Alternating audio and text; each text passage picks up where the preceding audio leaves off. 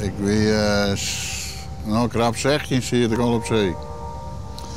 Tot mijn 60ste. Wij zijn op de Noordzee begonnen als visker. Jongetje 80 geloof ik weer dan.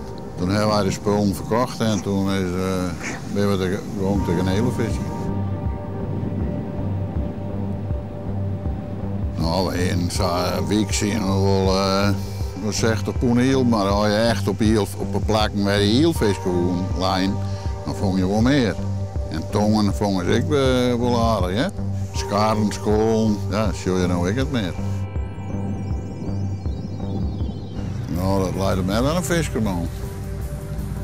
Dat leidt aan het voedselaanbod, denk ik. Want, ja. En de warmte van aarde, weet ik veel wat het is. Want de kabeljauw komt hier ook niet meer onder de kust. Ja, en waarom niet? Ja, dat zou de kabeljauw vregen met. Ja, die zeehond, die moet ik, hoeveel kilo vis eten die daar is? Die moet ik elke dag eten. Nou, die les ik wel een schooltje en een skarretje en een botje.